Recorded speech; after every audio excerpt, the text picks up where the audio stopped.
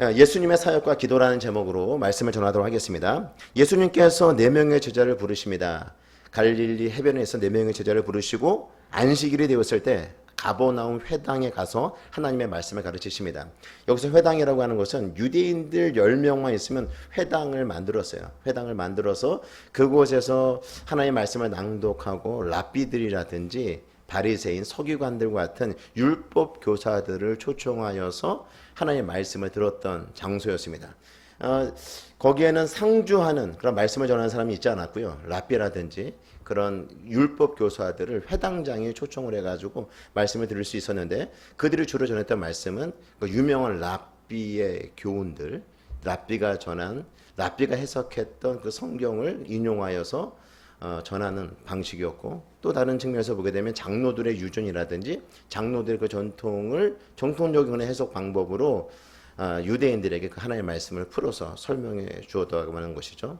바로 이 회당에서 이렇게 하나님의 말씀을 가르치기는 했지만 주로 그 권위 있는 사람들, 유대인 랍비라든지 이런 전통이라든지 유전으로 내려오는 이런 것들을 근거로 해가지고 하나님의 말씀을 풀어서 해석해 주었다고 한다면, 예수님께서 그런 방식이 아니라, 예수님 누구십니까? 하나님의 아들이시잖아요. 하나님이시니까 전혀 그런 방법이 아닌 하나님의 방법으로 그 말씀을 풀어서 해석해 주었을 때, 하나님 말씀을 풀어서 해석해 주었을 때 그들이 서기관과 같지 않은 그런 권위 있는 말씀으로 그들이 놀랐다라고 하는 표현을 하고 있죠.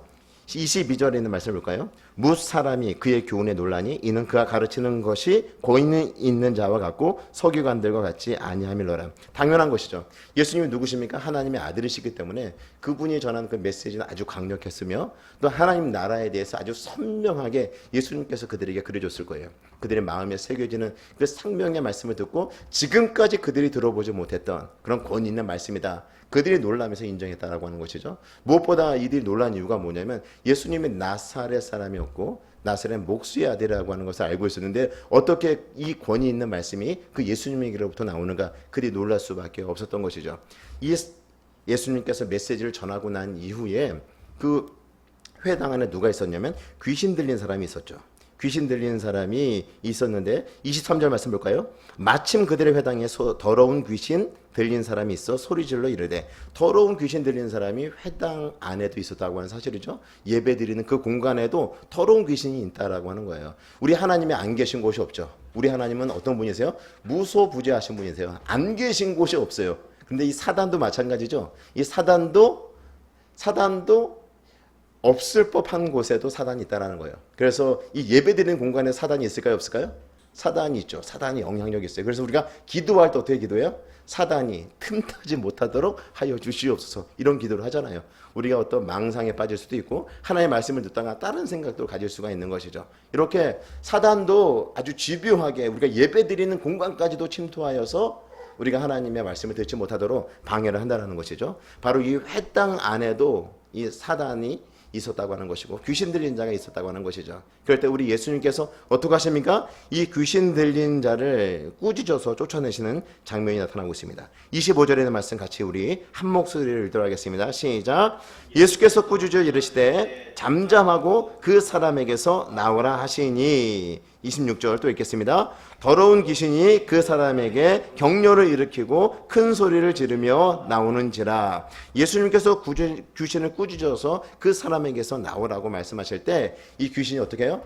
예수님의 명령에 순종하여서 귀신 들린 사람에게서로부터 나오는 그런 모습을 보여주고 있지 않습니까? 우리 예수님이 어떤 분이세요? 말씀에만 힘이 있고 말씀에만 권세가 있는 분이 아니라 실제로 어때요? 그 능력을 가지고 귀신을 쫓아내시는 그 일을 하시는 분. 말씀하시는 것에도 권위가 있었지만 그 권위 있는 말씀을 증명하시는 거죠. 실제로 귀신을 쫓아내는 그런 모습을 통해서 우리 예수님의 말씀에만 권세가 있는 것이 아니라 그 말씀에 권세가 있다라고 하는 것을 실제로 그 권위를 귀신을 쫓아내는 이 사건을 통해서 증명하고 있음을 보여주고 있는 것입니다. 사실 예수님께서 전한 메시지는 하나님 나라잖아요. 하나님 나라가 가까이 왔다. 하나님 나라가 이 땅 가운데 임하였다.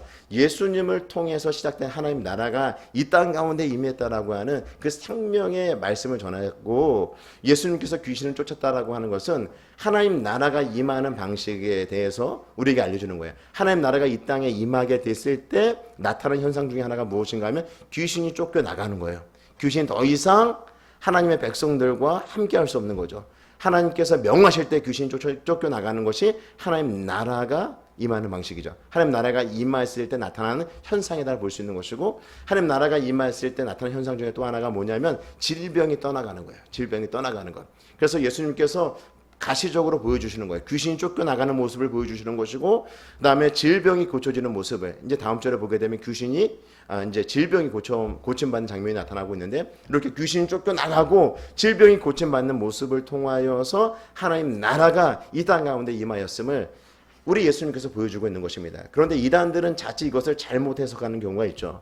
하나님 나라가 임한 것에, 하나님 나라가 이 땅 가운데 임하였을 때 나타나는 특징들이 아주 다양하게 많이 있는데, 그걸 아주 가시적으로 그 당시 사람들이 가장 고통하고 신음하고 어려워하고 있는 이 두 가지를 가지고 보여준 거잖아요. 귀신이 쫓겨나가는 모습, 귀신 들린 자가 귀신으로부터 자유하게 되는 것, 귀신의 통제와 귀신의 지배 아래에 있던 자가 그 귀신, 사단으로부터 자유하게 된 것이 하나님 나라의 그 특징 가운데 하나임을 보여주는 것이고, 질병으로 노인받는 것이 하나님 나라의 그 특징 가운데 하나인 것을 보여주는 것인데, 마치 예수님께서 이 땅에 귀신을 쫓아내고 질병을 고치기 위해서 오신 것으로 국한하고 제한하는 사람들이 있다라고 하는 것이죠. 그것은 아니라는 것이에요.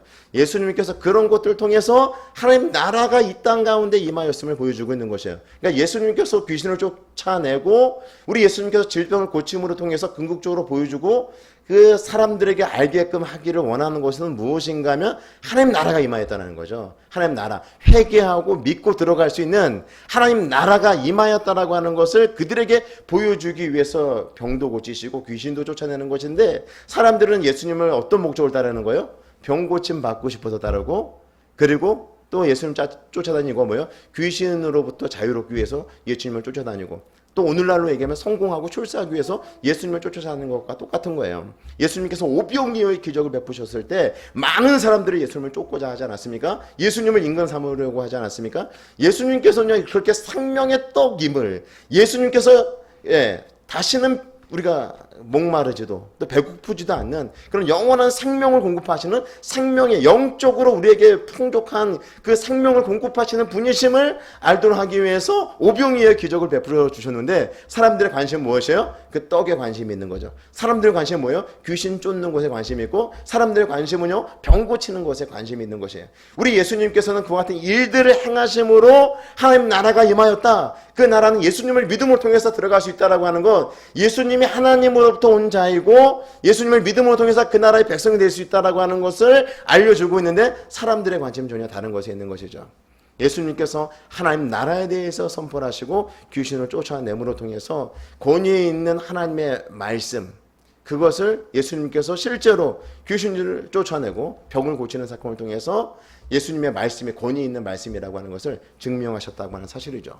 성도 여러분, 우리가 이 땅에 살아가면서 우리가 하나님의 자녀이고 또 하나님께서 우리에게 은혜를 주셔서 예수님을 전하고 싶을 때가 많잖아요. 그래서 믿지 않는 사람들에게, 예수 믿을 것 같은 그런 반응을 보이는 사람들에게 열변을 토하고서 얘기할 때가 있잖아요. 예수 믿어야 된다. 그래야지 구원을 받을 수 있다. 그래서 마치 한 번도 들어보지 못한 그런 이야기를 우리가 상대방에게, 또 내가 아는 그 지인들에게 전하게 됐을 때 그들이 귀담아 들으면서, 야, 권위 있는 말씀이다. 여태까지 들어보지 못했던 말씀이다. 나도 예수 믿어야 되겠다. 이런 생각들을 갖게 만들잖아요. 우리가 정말 확신에 차서 담대하게 메시지를 전할 때. 근데 중요한 건 뭐냐면, 그들이 교회 나오기까지 그 힘든 과정 중에 하나가 무엇인가 하면, 변하지 않는, 달라지지 않는 우리들의 삶에서 그런 권위가 느껴지지 않는 거예요. 야, 네가 그렇게 말해서 하나님 백성이 되고 하나님의 자녀가 되고 죄와 사망으로부터 노임을 받고 너희가 구원을 받았는데, 내가 너를 봐서는 아무리 봐서도 네가 하나님의 자녀다운 그런 기쁨과 그런 행복을 느끼고 있는 것처럼 느껴지지 않는다. 내가 너를 봐서는 네가 하는 말은 정말 네가 진지하게 말하는 것 같아서 나도 예수를 믿고 싶지만, 그러니까 너의 삶을 봐서는 내가 네 말을 신뢰할 수가 없어. 이렇게 역으로 돌아가는 경우들이 있다는 것이에요. 무엇을 말씀하고 있습니까? 예수님께서는 그 권위 있는 말씀을 하시고 삶으로 그 권위를 증명하셨던 것처럼 우리도 마찬가지예요. 정말 하나님 나라가 실제하고 있다라고 우리가 믿고 있다라고 한다면 우리는 어떻게 살아야 돼요? 생명의 말씀을 붙잡는 거죠. 하나님 말씀을 견고하게 붙잡으면서 삶으로 증명해야 돼요. 하나님 나라가 있음을 삶으로 증명해요. 저 하늘나라를 소망하며 저 하늘나라를 우리가 기대하며 바라보면서 삶을 살아가는 모습들을 믿지 않는 사람들이 바라보면서 야, 쟤를 보면 정말 하나님 나라 있어. 쟤를 보면 정말 예수님이 계신 것 같아. 말로만 아니라 우리 삶으로 정말 우리 예수님처럼 증명할 수 있어야 된다고 하는 사실이죠. 지난주 오후 예배 때 제가 그 에베소서 마지막으로 말씀을 전하면서 하나님의 전신갑주를 입으라고 말씀을 드리지 않았습니까? 서서 진리의 띠를 띠고 그리고 의의 호심경을 붙여라. 의라고 하는 것을 두 가지 측면에서 여러분들에게 설명을 했습니다. 첫 번째, 칭의적 관점이라고 말씀을 드렸잖아요. 우리가 예수 그리스도를 주로 고백할 때, 예수님을 믿을 때 우리의 수준은 아직 죄인의 신분이지만 아직 우리의 수준은 죄인이지만 우리의 신분은 어떻게 되는 거예요? 예수님을 주로 고백하는 순간 우리의 신분은 하나님의 자녀가 되는 거잖아요. 의롭게 칭함을 받는 거잖아요. 그래서 칭의다라고 말씀을 드리는데, 그러면 칭의, 의롭게 된 신분을 가지고 있는 하나님의 백성들이 그냥 나는 의롭게 되었지만 나는 여전히 연약한 존재이기 때문에 세상에서 죄를 짓고 살 거야, 이렇게 얘기하지 않는다는 것이에요. 의롭게 된 자들이기 때문에, 하나님의 귀한 자녀로 만들어 주셨기 때문에 이제 하나님의 말씀을 붙잡고 생명의 말씀을 붙잡고 치열하게 몸부림치며 삶을 살 건 아니에요. 그것을 성화라고 이야기를 하고 성화적 측면에서 우리가 의로운 삶을 계속해서 살아가는 것이죠. 의의 호심경이라고 하는 것은 바로 이 부분을 말씀하고 있는 거예요. 하나님의 자녀로서 우리가 의롭게 되었다고 한다면 이제 생명의 말씀, 하나님의 뜻이 무엇인지를 알았기 때문에 하나님의 말씀, 생명의 말씀을 붙잡고 우리가 치열하게 삶을 살아갈 건 아니에요. 이렇게 삶을 살아가는 것, 그것이 바로 의의 호심경을 장착하고 삶을 살아가는 것이죠. 의의 호심경을 장착하면 어디가 보호가 돼요? 심장이 보호가 되는 거예요. 심장. 전신갑주에서 의의 호심경을 차면 심장이 보호되기 때문에 담대하게 적들을 향해서 나갈 수 있게 되는 것이죠. 다시 말씀드리면 하나님의 말씀을 경험한 사람, 하나님의 뜻이 무엇인지를 알고 생명의 말씀을 통해서 하나님 뜻이 무엇인지를 알게 된 사람들은 하나님의 말씀을 붙잡고 삶을 살아가잖아요. 하나님의 말씀을 붙잡고 삶을 살아가게 될 때 하나님의 말씀을 경험하게 된다는 것이에요. 그래서 지난주 말씀드릴 때 요단강을 건너가는 이야기를 했잖아요. 범람한 요단강을 제사장들, 언약궤를 맨 제사장들이 그 물에 발을 디디게 되었을 때 요단강이 갈라지게 되었다. 그들이 하나님의 말씀에 순종하지 않았으면 그 요단강을 가르친 하나님을 어떻게 알 수가 있겠느냐고요. 여리고성을 하루에 한 바퀴씩 6일 동안 6바퀴를 돌고 마지막 7일째 7바퀴를 돌아가는 이 하나님의 말씀에 이들이 순종하지 아니하였으면 여리고성, 철옹성과 같은 그 여리고성이 이렇게 쉽게 무너질 것을 어떻게 알았냐고요. 그들이 하나님께서 이런 위대한 능력을 가지고 계신 전지전능하신 하나님이라고 하는 것은 우리가 늘 성경을 통해서 말씀을 통해서 알고 있지만 실제로 그것을 내 삶 속에서 경험하느냐는 또 다른 문제라고 하는 것이죠. 이스라엘 백성들은 그 말씀에 순종하게 되었을 때 그 철옹성인 여리고성을 무너뜨리는 그 하나님을 경험하지 않습니까? 이렇게 하나님의 말씀을 내가 알고, 하나님의 말씀을 알고 하나님이 어떤 분이신지를 알고 그냥 그것으로 끝나는 것이 아니라 그 말씀에 순종함으로 하나님을 경험하게 될 때, 그때는 우리가 세상 앞에서 담대할 수 있는 거죠. 아무리 세상이 강해 보이고 세상이 커 보인다 할지라도 거기서 주눅 들지 아니하고 우리가 담대하게 승리하며 삶을 살아갈 수 있게 된다는 것이에요. 따라서 우리가 예수님을 믿으면 구원을 받아 이렇게 이야기하고 끝나는 것이 아니라 실제로 구원받은 하나님의 백성들의 삶의 원리는 무엇이에요? 생명의 말씀을 붙잡고 삶을 살아가는 거잖아요. 우리가 하나님의 말씀을 붙잡고 삶을 살아갈 때 우리가 말씀을 경험하면서, 의의 말씀을 경험하면서 우리가 담대하게 세상을 살아갈 수 있게 된다고 하는 사실이죠. 권위 있는 하나님의 말씀을 담대하게 선포할 뿐만 아니라 그 하나님의 말씀에 순종함으로 우리의 삶으로 하나님의 말씀이 능력되어짐을, 하나님 나라가 정말 이 땅 가운데 실현되어지고 그 나라의 백성으로서 우리가 삶을 살아감을 하나님의 말씀에 순종함으로 통해서 증명하고 우리가 삶을 살아가야 된다고 하는 것을 말씀해 주고 있는 것이죠. 실제로요, 바벨론 포로 가운데 있었던 다니엘과 그 다니엘의 세 친구들의 이야기를 들어보면, 그 말씀을 들여다보면은 그들이 그 가운데서 하나님을 지식으로만 알고 있는 것이 아니라 그 말씀에 순종하게 되었을 때, 삶으로 그 하나님을 증명하고 드러내게 되었을 때 그 당시에 뭐 느부갓네살 왕이라든지 다리오 왕이 하나님을 경배하고 하나님을 찬양하는 그 자리에까지 가지 않습니까? 우리가 정말 믿고 있는 그 하나님 지식으로만 아는 것이 아니라 우리가 믿고 있는 그 하나님, 알고 있는 그 하나님의 말씀에 순종할 때 우리의 삶으로 그 하나님의 권위를, 하나님의 그 능력을 우리가 증명하게 될 때 우리 주변에 있는 사람들도 하나님을 찬양하고 하나님을 경배하는 자리로 나올 수 있게 된다고 하는 사실이죠. 우리 다니엘서 한번 볼까요? 다니엘서 우리 3장 말씀 한번 볼까요? 다니엘서 3장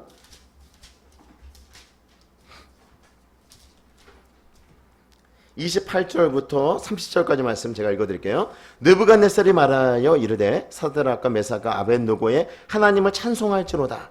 그가 그의 천사를 보내사 자기를 의뢰하고 그들의 몸을 바쳐 왕의 명령을 거역하고 그 하나님 밖에는 다른 신을 섬기지 아니하며 그에게 절하지 아니한 종들을 구원하셨도다. 그러므로 내가 이제 조서를 내리노니 각 백성과 각 나라와 각 언어를 말하는 자가 모두 사드락과 메삭과 아벳느고의 하나님께 경솔히 말하거든 그 몸을 쪼개고 그 집을 거름토로 삼을지니 이는 이같이 사람을 구원할 다른 신이 없음이니라 하더라. 왕이 드디어 사드락과 메삭과 아벳느고를 바벨론 지방에서 더욱 높이니라. 예, 여기서 보게 되면 그런 거죠. 다니엘의 그 세 친구가 하나님의 말씀을 끝까지 신뢰하고 그 말씀을 붙잡게 되었을 때 하나님의 어떤 살아계심을 그들의 삶을 통해서, 말씀을 붙잡는 삶을 통해서 증명하고 드러내게 됐을 때 느부갓네살 왕, 당시 바벨론이라고 하는 나라의 가장 강력한, 고대 근동에서 가장 강력한 바벨론 왕이 하나님을 찬양하는 자리, 그리고 이 세 친구를 통해서 누구를 만난 거예요? 살아계신 하나님을 만나고 그 하나님을 찬송하는 자리, 그리고 이 세 친구를 높이는 자리까지 올려놓는 것을 이렇게 보게 되지 않습니까? 이렇게 우리의 삶으로 우리가 해야 될 것이 무엇입니까? 그냥 하나님의 말씀 능력이 있습니다. 하나님의 말씀은 살아있습니다. 말로만 이야기하는 것이 아니라 그 생명의 말씀을 붙잡고 권위 있는 그 말씀을 붙잡고 우리의 삶으로 살아내므로 그 하나님의 말씀의 권위를 증명하고 삶을 살아가시는 저와 성도 여러분 되시기를 주의 이름으로 축복합니다. 이렇게 예수님은요 회당에서 권위 있는 말씀을 전하고 또 그 권위를 가지고 귀신을 쫓아내시기까지 하시죠. 이후 예수님에 대한 그 소문이 갈릴리 전역에 퍼지게 됩니다. 28절에 있는 말씀 제가 읽어드릴게요. 예수의 소문이 곧 온 갈릴리 사방에 퍼지더라. 예수님께서 병을 고치시고 예수님께서 귀신을 쫓아내는 이런 일들이 이제 갈릴리 전역에 퍼지게 된 것이에요. 그리고 예수님께서 29절에 있는 말씀을 보시게 되면 회당에서 나와 곧 야고보와 요한과 함께 시몬과 안드레의 집에 들어가시니 이제 예수님께서 오전 사역을 마치시고 이제 쉬러 가신 것이에요. 쉬러 들어가셨는데 거기서 어떤 일이 벌어집니까?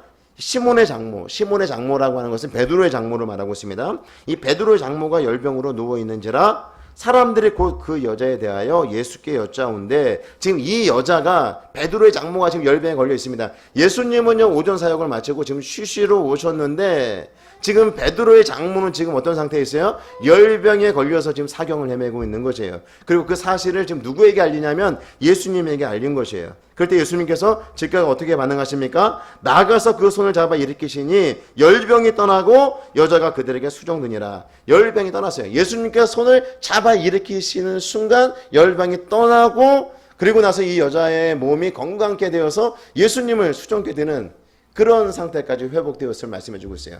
예수님께서 잡아 일으켰을 때 열병이 떠났는데 그 몸이 회복되었는데 그냥 열이 내린 정도가 아니라 누워서 한 뭐 열흘 20일 정도 쉬어야지 몸이 회복되는 정도가 아니라 바로 수종들 수 있을 정도로 건강한 몸으로 완벽하게 회복되었음을 말씀해주고 있는 것입니다. 저도 1년에 한 번 정도는 감기를 되게 앓아요. 감기를 되게 앓으면 한 3, 4일은 앓고 3, 4일 앓고 난 다음에 이제 회복하는데 바로 회복되지 않더라고요. 한 3, 4일 정도는 또 먹어도 잘 입맛이 회복되지 않고 체력적으로 많이 이렇게 떨어지는 것들을 경험하는데 최소한 한 열흘 정도는 걸리는 것 같아요. 열흘 정도는 충분히 쉬어줘야지. 그래도 감기 걸렸어도 한 열흘 정도는 시간이 지나야지 몸이 회복되는데 지금 이 베드로의 장모는 어떻게 된 겁니까? 베드로 장모는 예수님께서 잡아 일으키시니까 열병이 떠나고 그리고 그 몸이 회복되어서 바로 수종될 정도로 되었다고 하는 것이죠. 바로 하나님 나라가 그들 가운데 임하였음을 보여주는 거예요. 예수님을 통해서 임한 하나님의 나라를 보여주는 거예요. 병이 쫓겨나가고 귀신이 쫓겨나가는 이 일들을 통해서 하나님 나라가 임하였음을 보여주고 있는 것입니다. 근데 중요한 것은 뭐냐면 이 여인이 수종을 들었다라고 하는 것, 이 여인이 수종을 들었다라고 하는 것을 통해서 우리가 한번 좀 생각해 봐야 될 것이 무엇인가 하면 우리도 이 죄와 허물로 죽은 자들 아닙니까? 죄와 허물로 죽은 자들. 성경은요 죽었다라고 말씀하고 있습니다. 그러니까 죽을 수밖에 없는 존재가 아니라 이미 죄와 허물로 죽었다. 그래서 우리의 힘으로 도무지 살아날 가능성이 전혀 없는 존재가 바로 우리였다. 그런데 예수님께서 십자가에서 우리 모든 죄의 문제를 해결하심으로 우리를 예수 그리스도 안에서 다시금 살리셨다. 다시 살려주셨는데 어느 정도 살리셨다는 거예요? 그냥 어린아이처럼 뭐 가람이 정도로 겨우 누군가에 의해서 구축할 수 있을 정도로 그런 상태로 살려놓은 것이 아니라 하나님의 자녀로 이제 하나님의 말씀에 적극적으로 반응하고 그 말씀에 순종하며 그 말씀대로 살아갈 수 있는 존재로 완벽한 하나님의 자녀로 우리 하나님께서 예수 그리스도 안에서 우리 모든 죄의 문제를 해결하시고 우리를 그렇게 살리셨다라고 말씀하고 있습니다. 그러면 하나님께서 우리를 그렇게 살리신 목적이 무엇이에요? 우리가 하나님을 이제 하나님의 뜻이 무엇인지를 알잖아요. 하나님 말씀을 들으면 은혜가 무엇인지를 알고 하나님께서 말씀하시는 의도가 무엇인지를 알 정도로 우리가 영적으로 감각이 있는 자가 되고 영적으로 완전히 살아난 자가 되었잖아요.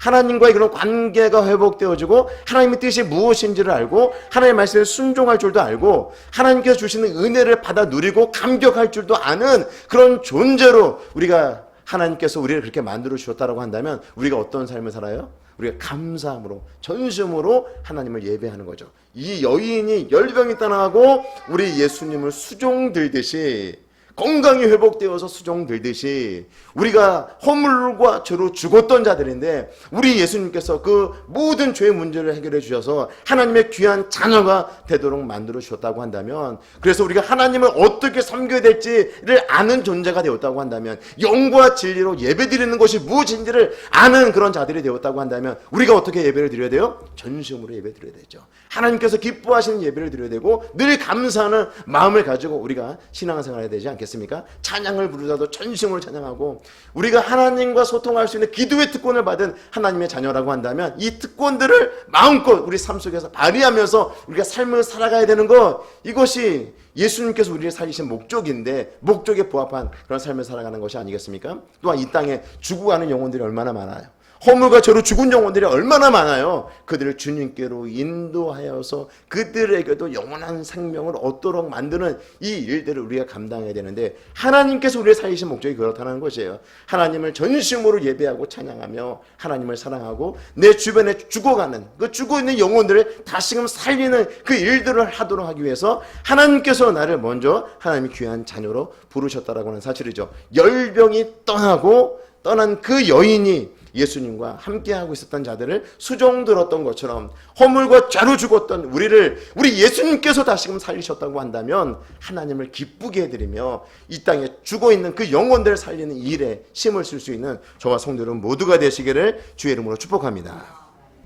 이렇게 예수님의 사역은요 정말 바빴던 것 같아요. 예수님의 사역은 안식일 날 회당에 들어가서 말씀을 전하시고 난 이후에 귀신 들린 자를 고쳐주시고 귀신을 쫓아내시고 이제 쉬러 가셔야 되는데 쉬지도 못하시고 베드로 장모의 열병을 고치시고 그리고 이제 집으로 돌아가시는데 집에 가보니까 어때요? 이미 많은 사람들이 예수님을 만나기 위해서 몰려있는 것이에요. 저도 주일에 오전에 하나님 말씀 전하고 그리고 점심 식사 같이 하고 오후에 말씀을 전하고 난 다음에 영적으로는 기뻐요. 하나님의 말씀을 함께 나누었다라고 하는 것이 어떻게 보면 이 설교자에게는 큰 기쁨이에요. 제가 집에 갈 때 주일날이 가장 일주일 동안 가장 피곤한 시간이에요. 집에 딱 돌아가서 딱 앉아 있으면 그런 피로가 엄청나게 몰려오는데 제 아내가 지난주에 했던 말이에요. 당신은 주일날 교회 갔다 오면 얼굴에서 광이 난다는 거예요. 예? 가장 힘든 시간인데 어떻게 보면 영적으로는 힐링도 되고 영적으로는 또 채워줌이 있고 말씀을 전하는 설교자도 말씀을 전하고 끝나는 것이 아니라 그 말씀을 묵상하고 말씀을 전하고 난 다음에 하나님이 주신 또 은혜가 있어요. 근데 육체적으로는 어때요? 육체적으로 완전히 녹조가 된 상태예요. 예, 육체적으로 완전히 녹조가 된 상태인데 예수님도 그랬을 거라고요. 예수님도 오전에는 하나님의 말씀을 전하고 귀신을 쫓아내고 베드로 장모의 열병을 고치시고 이제 집에 가서 좀 쉬셔야 되는데 지금 예수님이 쉬지 못하고 있죠. 32절, 33절 말씀을 같이 한번 볼까요? 32절, 33절 말씀 같이 한 목소리 읽도록 하겠습니다. 저물어 해질 때에 모든 병자와 귀신 들린 자를 예수께 데려오니 온 동네가 그 문 앞에 모였더라. 저물어 해질 때에, 저물어 해질 때라고 한다면 일반적으로 우리가 생각할 때는 어때요? 이제 하루의 일과를 다 마칠 때잖아요. 그런데 이날이 지금 언제를 말하고 있어요? 안식일이었잖아요. 안식일에 해질 때는 이제 새로운 날의 시작이에요. 이제 안식일이 끝나고 이제 일상으로 돌아가는 거죠. 그러니까 해질 무렵이라고 하는 것은, 해질 때라고 하는 것은 이제 안식일이 끝날 때를 말하는 것이에요. 유대인들은요, 이 안식일에 병을 고치는 것, 유대인들에게는 그 안식일에 벽을 고치는 것이라든지 귀신을 쫓는 것이라든지 축기라든지 이런 것들을 행하는 것은 하나의 일로 본 것이에요. 안식일에 해서는 안 되는 일 중에 하나가 안식일에 사람의 병을 고치는 것. 꼭 그때 죽을 병이 아니면, 그렇잖아요. 죽을 병이 아니면 꼭 안식일에 고칠 필요는 없잖아요. 그러니까 안식일에 사람을 고치는 것, 병을 고치는 것은 그들이 안식일에 범하는 거라고 생각을 했던 것이죠. 그래서 많은 사람들의 질병에 걸려있는 많은 사람들, 귀신에 들려있는 많은 사람들, 귀신의 통제와 지배를 받고 있는 그 많은 사람들은 지금 안식일을 피해서 안식일이 지나가기만을 기다리고 있었던 것이죠. 그래서 저물어 해질 때에 대충 예상이 되겠죠.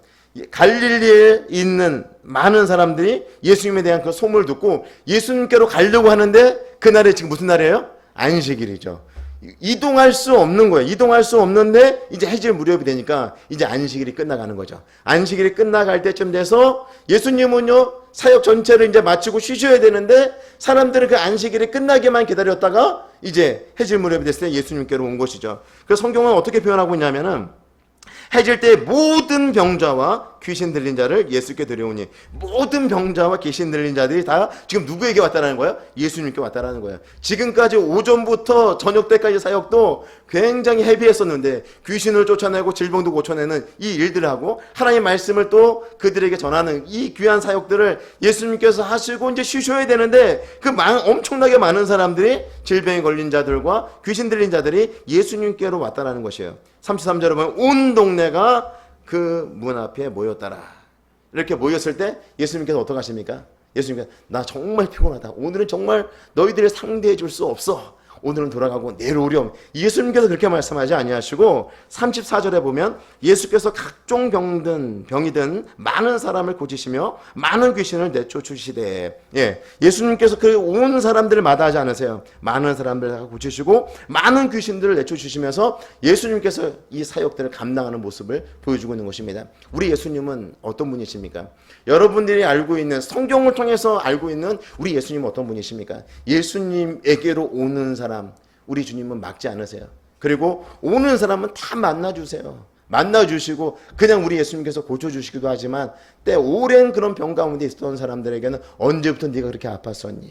언제부터 이렇게 힘들었었니? 말로도 위로하고 격려하고 세워주시는 분이 우리 예수님 아니세요?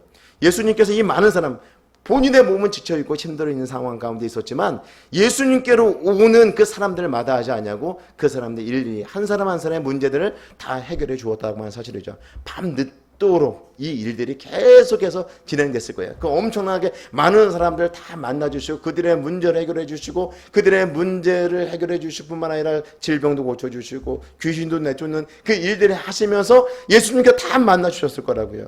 우리 예수님이 이런 분이세요.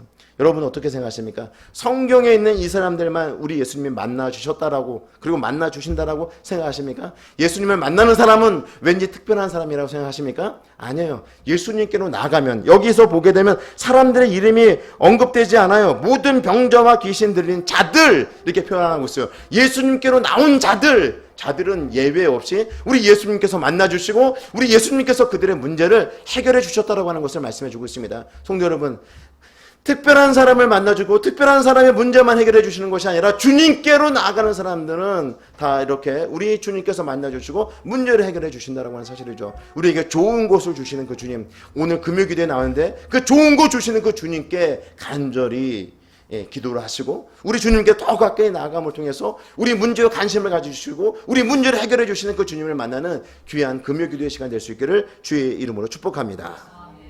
이렇게 예수님께서요 늦게까지 사람을 만나시고 예수님의 이게 마가복음 1장은요 예수님의 일상생활을 다루고 있는 것이에요. 일상생활을 다루고 있다라고 하는 것은 예수님의 그 주일 사역은 늘 이와 같았다라고 하는 것을 우리가 알 수가 있어요. 마가복음 1장 서론격으로 표현을 쓰고 있는데 예수님의 주일 사역은 항상 이랬다라고 보면 되고 평상시 사역도 거의 이와 같은 수준의 사역이 계속해서 이어졌다라고 볼 수가 있는 것입니다. 그러면 이렇게 하루 종일 그 사역을 하고 밤 늦게까지 사역을 했으면 그 다음날은 어때요? 좀 쉬어야 되잖아요. 저도 월요일 날은 아주 오래도록 잠을 자는 것 같아요. 그러니까 주일 사역을 하고 난 다음에 월요일 날은 그 목회자들이 그 쉬는 날이잖아요. 그래서 오래도록 쉬는데 근데 중간에 깨는 게 쉽지가 않아요. 그러니까 깊은 잠을 자는데 근데 그만큼 또 쉼이 필요하다. 인간의 연약함이다라고 여러분에게 이야기할 수 있을지 모르겠지만 우리 예수님은 그러지 않았어요. 그래서 저도 도전을 받게 되는데 우리 예수님은요 그렇게 주일 사역을 아주 헤비하게 가지시면서 그리고 나서 35절에 있는 말씀을 보시게 되면 새벽 아직도 밝기 전에 예수께서 일어나 나가 한적한 곳으로 가서 거기서 기도하시더니 예수님께서 어떻게 했어요? 그렇게 긴 하루의 사역을 다 마감하고 난 다음에 그 다음날 아침, 아니요 새벽이죠. 아주 이른 새벽에 지금 누구를 만나기 위해서 나가고 계세요? 우리 하나님을 만나기 위해서.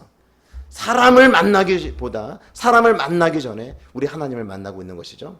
그리고 일을 하기 전에 먼저 하나님을 만나고 있는 우리 예수님의 모습을 보여주고 있는 것이에요.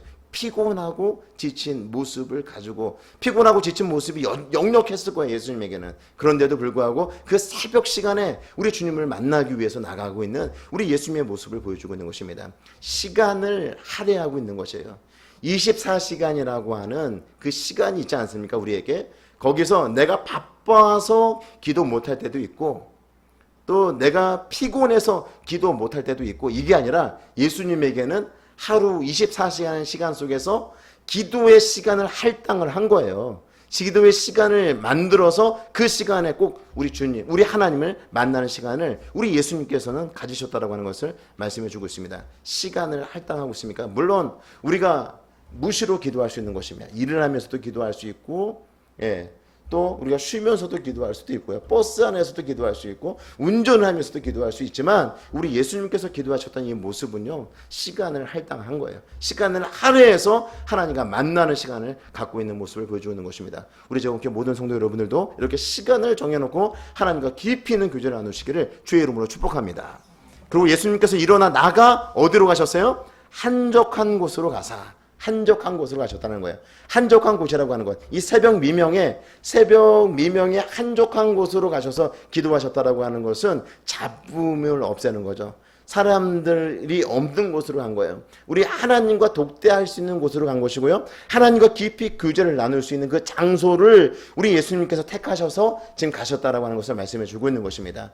우리가 정말 기도할 때 시간을 할애해서 기도하는 것도 되게 중요하고 또 한 가지 중요한 것이 무엇인가 하면 바로 우리 주님과 독대할 수 있는 우리 주님께 집중할 수 있는 기도의 공간을 확보하는 것이 중요해요. 우리 예수님께서 한적한 곳에서 기도하셨다라고 하는 것은 지금 무엇을 통제하고 있는 거예요? 환경을 통제하고 있는 거죠. 환경을 통제하고 우리 하나님께만 집중하고 있는 우리 예수님의 모습을 보여주고 있는 것입니다. 우리가 하나님께 기도할 때 방해가 되는 요소들이 많은 공간을 내가 기도하는 장소로 만들지 마시고요. 정말 한적한 곳, 내가 하나님과 친밀하게 교제 나눌 수 있는 그 공간을 따로 만드시고 그곳에서 하나님과 친밀한 교제를 나눌 수 있는 저와 성도 여러분 되시기를 주의 이름으로 축복합니다. 우리 예수님께서 이런 바쁜 사역이 매일 지속됐다고 한다면 이 바쁜 사역들이 지속되면서도 우리 예수님께서 지탱할 수 있었던 이유가 무엇인가 하면 바로 이 기도 시간이에요. 하나님과 만나는 시간, 하나님과 독대하는 시간, 모든 잡념과 잡음들을 제거하고 하나님과 전략회의를 짜는 이 시간이야말로 예수님께서 그 바쁜 분주한 모든 사역들을 완벽하게 소화할 수 있었던 그 비결이라고 말씀드릴 수 있는 것입니다. 따라서 우리가 될 것이 무엇입니까? 바쁠 때라도, 바쁘더라도 우리가 시간을 할애를 해서, 그리고 우리 하나님과 독대할 수 있는, 하나님과 교제할 수 있는 그 장소를 반드시 만들고 기도하는 것이 너무 중요하다는 것입니다. 우리가 피곤하다 할지라도, 바쁘고 피곤하다 할지라도 우리가 이렇게 시간을 할애하고 하나님과 만날 수 있는 그런 시간들을 정해놓고 하나님께 기도하는 것, 그것이 너무너무 중요하다는 사실을 기억하시고, 우리 예수님도 그것이 중요하기 때문에 이렇게 하셨다고 한다면 우리는 얼마나 이런 시간이 더 필요할까요? 우리는 사실 기도하지 못하는 이유 중에 하나가 뭐냐면 바쁘다는 이유예요. 그렇죠? 바빠서 야 오늘 기도 못했다. 제대로 시간 내서 기도를 못했다. 야 오늘 너무 피곤해서, 오늘 너무 피곤해서 기도하지 못했다. 이런 말들 우리가 할 수가 있는데, 우리 예수님은요 바빠서 기도하세요. 그리고 우리 예수님은 피곤할 때, 그 피곤할 때 더 하나님께 집중하기 위해서 기도하셨던 그런 모습들을 우리에게 보여주고 있는 것입니다. 성도 여러분, 우리에게 주신 그 기도의 특권들 있지 않습니까? 이 기도의 특권들을 통해서 하나님과 더욱더 친밀한 교제를 가지시고, 그리고 우리의 삶에 여러 가지 문제들이 있는데 그 문제들 가지고 우리 하나님 앞에 가지고 나와서 간절히 기도하면서 우선순위를 정하고 하나씩 하나씩 문제를 해결해 나갈 때 얼마나 우리가 우리 앞에 있는 그런 일들을 제대로 해 나갈 수 있지 않겠습니까? 성도 여러분, 예수님처럼 바쁜 삶 가운데서도, 또 피곤한 삶 가운데서도 우리 예수님처럼 기도하는, 그리고 그 기도를 통해서 하나님과 깊이 있는 그런 교제를 나누시는 성도 여러분 되시기를 주의 이름으로 축복합니다.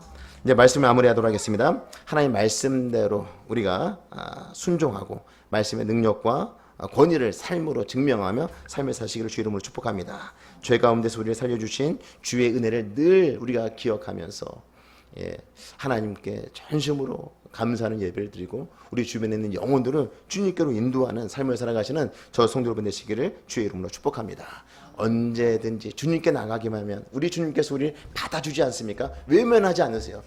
아무리 힘들어도 사람들에게 답을 찾지 아니하고, 내가 가지고 있는 그 어떤 물질이라든지 이런 것들을 답을 찾지 아니하고 우리 하나님께로 나가게 될 때, 우리 예수님께로 나가게 될 때 우리 예수님께서 그 문제를 해결해 주십니다. 그것을 믿고 주님께로 더 가까이 나가시는 저와 성도 여러분 되시기를 주의 이름으로 축복합니다. 마지막으로 예수님이 기도하신 것처럼 시간을 할애하고 환경을 통제하고 바쁠수록 피곤할수록 더욱더 기도에 매진할 수 있는 저와 성도 여러분 모두가 되시기를 주의 이름으로 축복합니다.